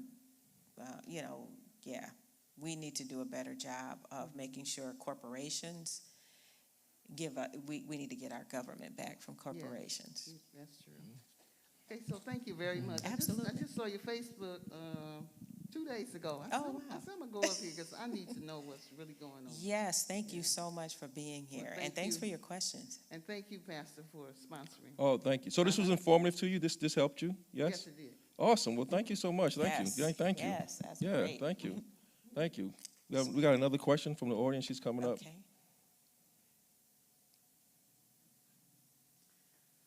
Yes, my question is, when you are in office, which you will Amen. be, how do you plan to continue communicating with us? Good question. Great question. When I'm being in the community and community forums, connecting with I'm already a supporter and partner to the Macomb County Ministerial Alliance. And, Tommy is the constant, connector of community as well. Our local elected officials like Commissioner Wallace, these are all ways for me to stay connected while I'm gone. But when I'm home, I'm home. Community is just what I do. It is, that to me is keeping my pulse on the finger of the community is so important, because it's got to be the we that's the voice that's heard. And the moment I can't be held accountable or touchable, that's the time then y'all need to vote for somebody else. All right. Thank you so much. Yeah, it's good stuff. Absolutely. Good stuff. So you ain't disappearing. You ain't gonna ghost. What they call it, No. ghosting. They call it. She done got ghost, right? So she ain't gonna ghost, right? No. So we have any more questions? Any more questions? Nothing on the live stream, and then we had answered all the questions for the audience tonight. So Can I pick on Commissioner Wallace to come up to the mic? And yeah, just you tell can. her You to- can. Sure. Sure, you can. Sure, you can. Hi, Commissioner Wallace. Hello, hello. I'm happy to be here. I'm glad I was able to stop in and hear all the great things you had to say and answering all the hard questions. So, Thank you, and thanks so much for your support. absolutely. I just 100%. wanted to make sure that you had a chance to tell folks a little bit about what you are doing, because you are also on the ballot and how they can support you, and maybe just a little bit about some of the things you're fighting for at the county. Oh, wow. Well, thank you. Thank y'all for the opportunity. I think the fight that I was fighting in 2020 is very similar. We are still fighting for our seniors to make sure they have the resources that they need. We are still fighting here at home, the county seat, Mount Clemens, to make sure we have the resources we need. We have all of the county buildings here, but we are not getting any of the resources that a county seat should have. So that's something that I'm constantly bringing up. But even with that, being in the county seat is still a struggle because we don't always, like anyone, see eye to eye. And when we can't agree on different levels, it becomes a little more ugly than we would like. And I think that when the community shows up and when the community speaks out, that's when change happens. When I'm in the seat and I'm speaking for you all, that's one thing. But when you show up and you repeat what you've heard in the meetings, whether on social media or contact the executive or your commissioner, if it's not me, that's when you start to see a little bit of change, because on a local level, many think that you are not seeing or you're not concerned. So they need to see, they need to hear from you all. I need to hear from you what's going on in your community, because I can go to neighborhood meetings, but I'm not at all of them. So to hear from the community is important, because then I can relay the messages you need. So. That's helpful. How can people get in contact with you? Well, you can go to my website as well, votewallace.org. All of my information is on there. There's a phone number, there's an email, social media. I'm on social media all the time. My kids make sure that I am on social media all the time, because the younger community is so important. It's so important that we don't lose them, because they are on a mission and they're ready to leave us behind. So we need to stay hand in hand with them to make sure we are depositing the knowledge that we have in them, but also opening our ears and our hearts to what they have and what they're concerned about as well. So on social media, they will be more than happy to let you know their thoughts. All right. So, Okay. thank you.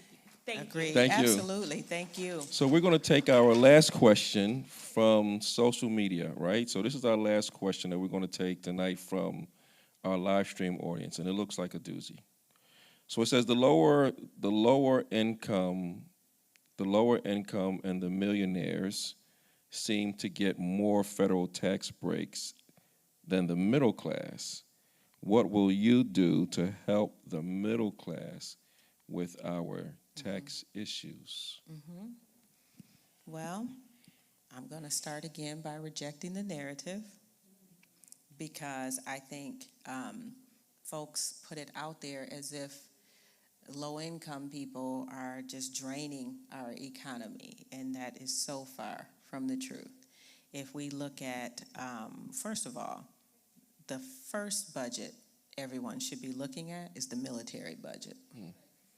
Because, to me, I know that it's important to make sure the country is protected and that, but when we have enough military equipment that we can give it to local police departments, well, maybe we can stop now.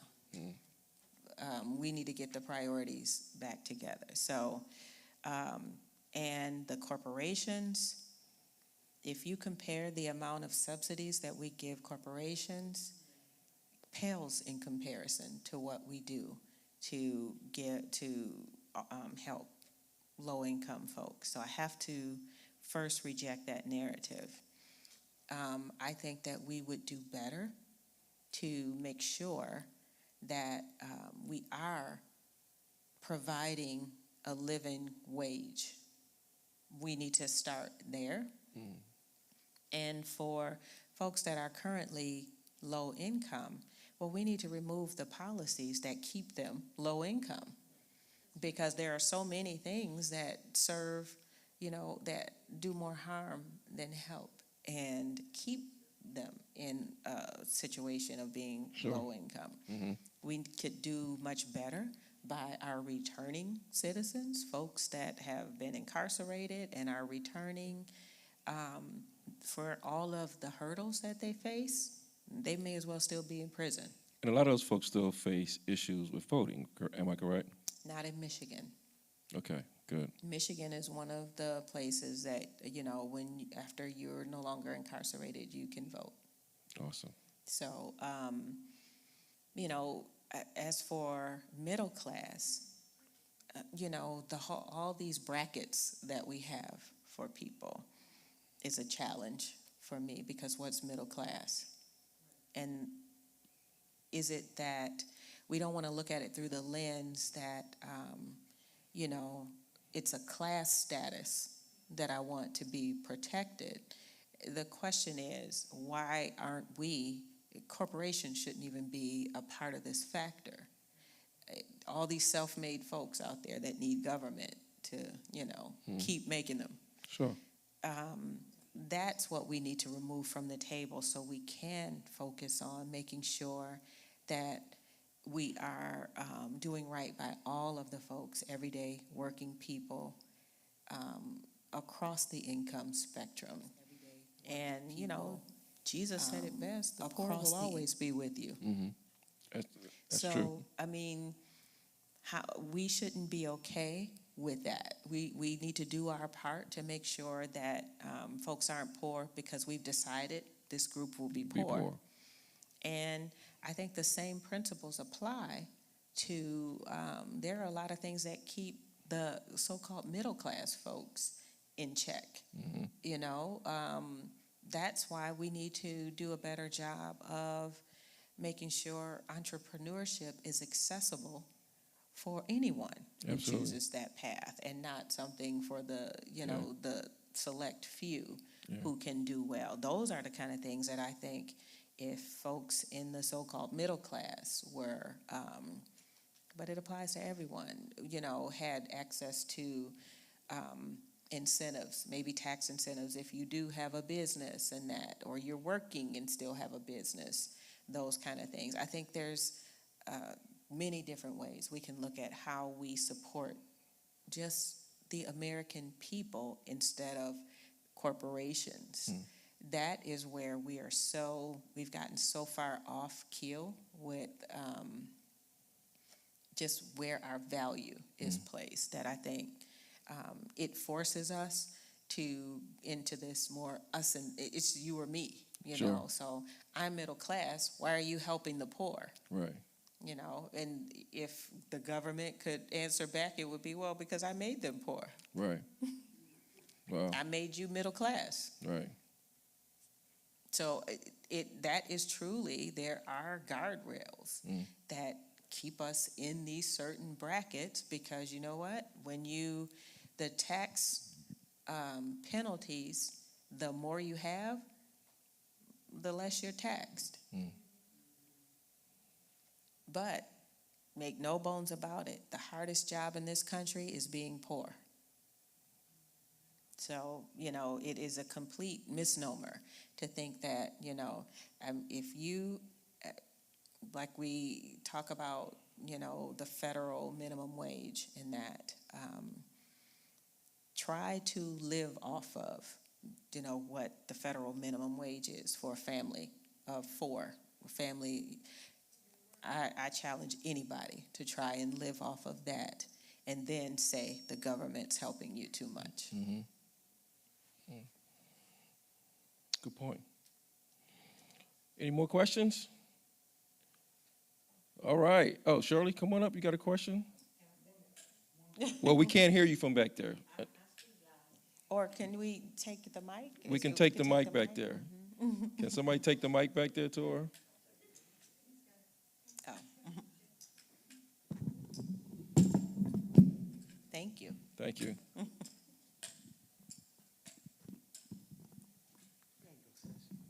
I just have a question as they consider me a senior. When you get in your 60s, you're senior.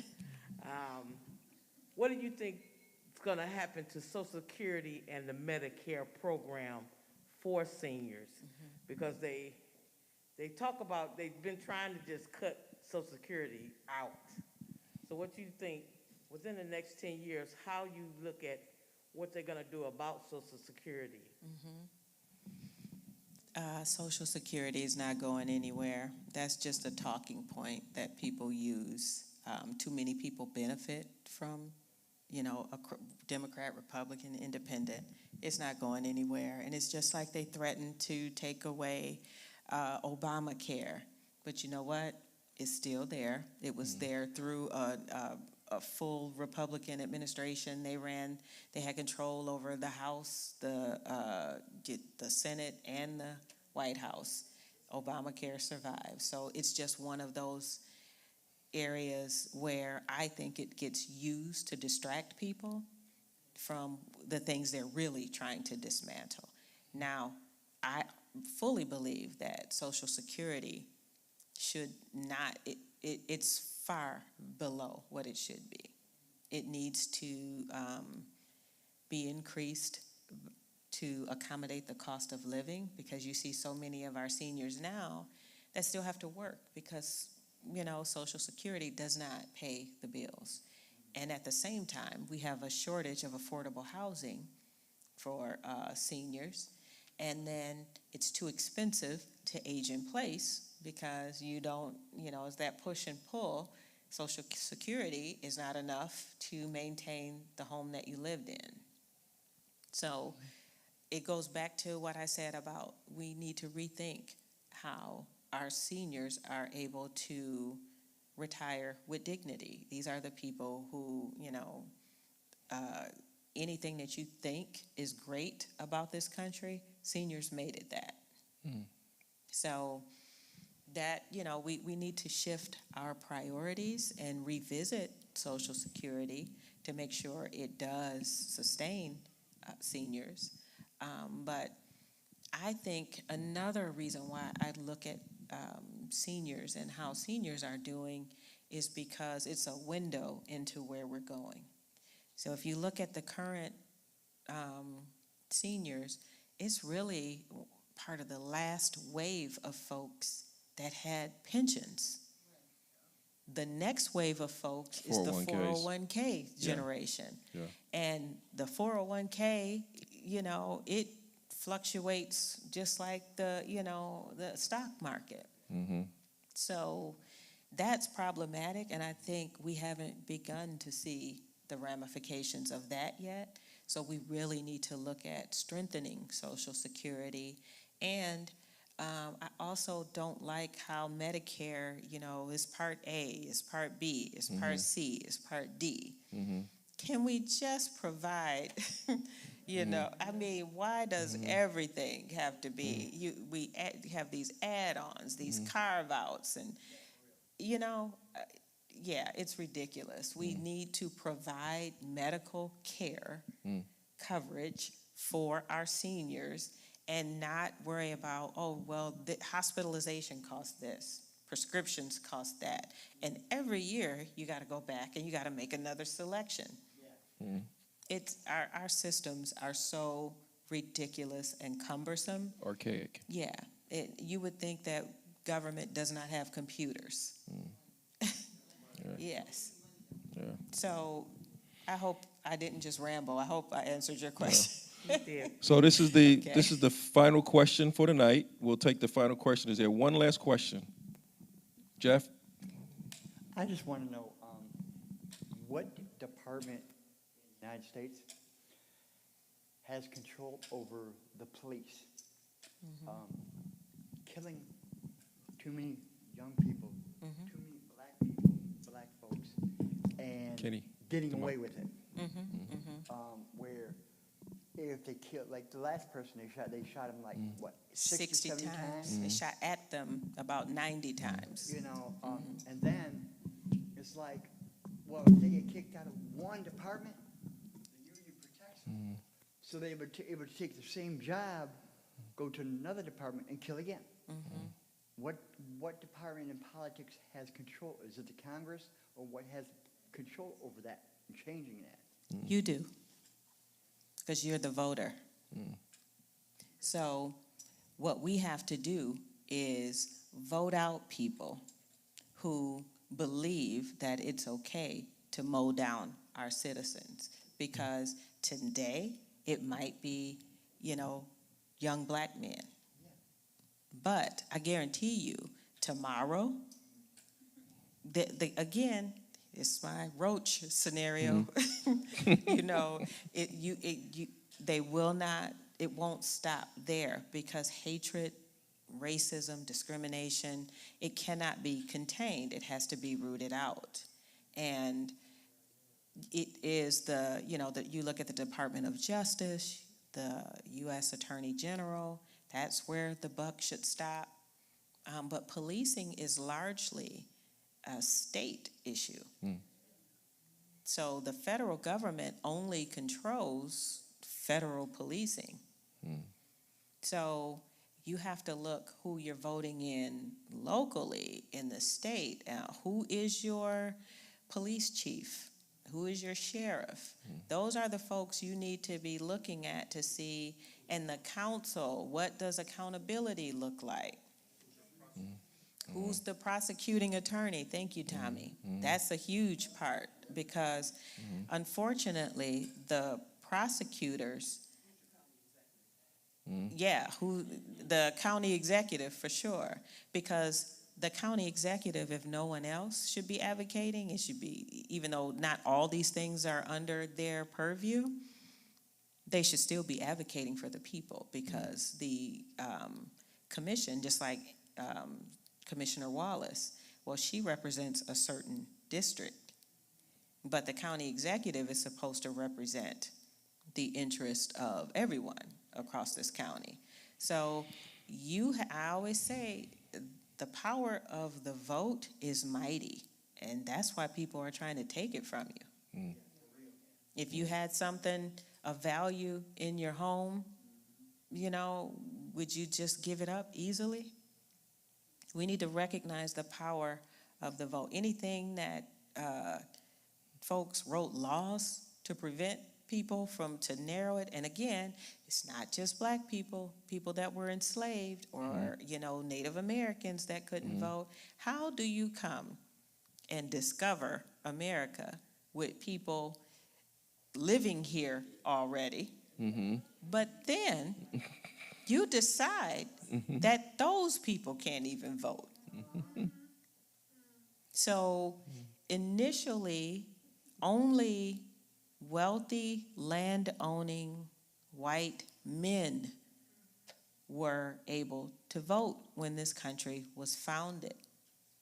So, those are the kind of things that should frighten you when you see anyone coming after one right, one person's vote.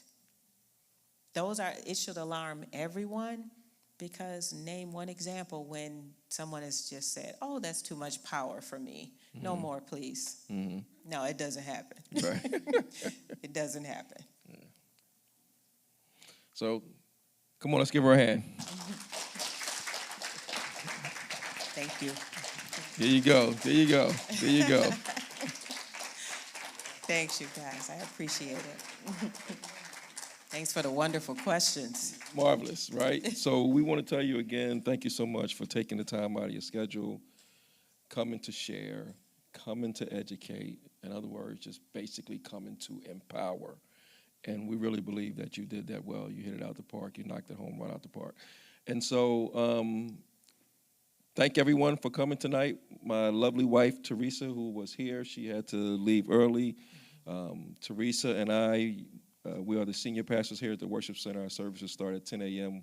Sunday morning, 7 p.m. on Wednesday afternoon is our Bible studies. Awesome service, too. Yeah, and Rhonda Powell is a huge fan, right?